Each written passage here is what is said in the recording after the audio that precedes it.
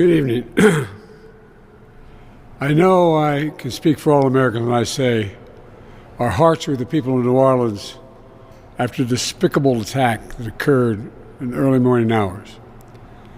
To all the families of those who were killed, to all those who were injured, to all the people of New Orleans who are grieving today, I want you to know I grieve with you. Our nation grieves with you. We're going to stand with you as you mourn and as you heal in the weeks to come. I want to thank our brave first responders and law enforcement personnel who stopped the attacker in his tracks before he could kill or injure even more people. And I want to thank you to everyone at the Department of Homeland Security, the Department of Justice, including the FBI, for working nonstop to investigate this heinous act. The FBI is leading the investigation to determine what happened, why it happened, and whether there was any continuing threat to public safety. Here's what we know so far.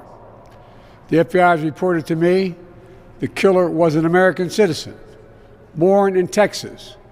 He served in the United States Army on active duty for many years. He also served in the Army Reserve until a few years ago. The FBI also reported to me that mere hours before the attack, he posted videos on social media indicating that he was inspired by ISIS, expressing a desire to kill, The ISIS flag was found in his vehicle, which he rented to conduct this attack. Possible explosives were found in the vehicle as well, and more explosives were found nearby. The situation is very fluid, and the investigation has a preliminary stage. And the fact is that right now, there you go.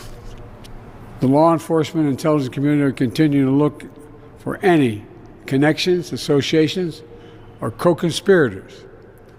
We have nothing additional to report at this time. The investigation is continuing to be active, and no one should jump to conclusions.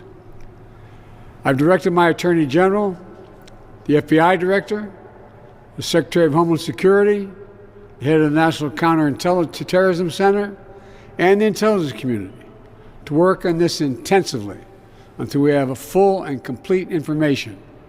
And once we have that information, I will share that information as soon as we can confirm it. Additionally, we're tracking the explosion of a cyber truck outside the Trump Hotel in Las Vegas. Law enforcement and the intelligence community are investigating this as well, including whether there's any possible connection with the attack in New Orleans. Thus far, there's nothing to report on that score at this time. I've directed my team to make sure every resource is made available to federal, state, and local law enforcement to complete the investigation in New Orleans quickly and to make sure there's no remaining threat to the American people. And we'll support the people of New Orleans as they begin the hard work of healing. New Orleans is a place unlike any other place in the world. It's a city full of charm and joy. So many people around the world love New Orleans because of its history, its culture, and above all, its people.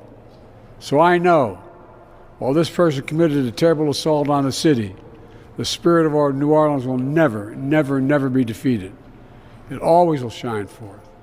We've seen that time and time again throughout its history, and I know we'll see it again in the days and weeks ahead. May God bless the people of New Orleans. May God bless our police and our first responders. May God protect our troops, and we'll keep you fully, contemporaneously informed. Thank you. Have you spoken to President Trump? Will you visit New Orleans? Have you spoken to President Trump? Investigated as a terror attack.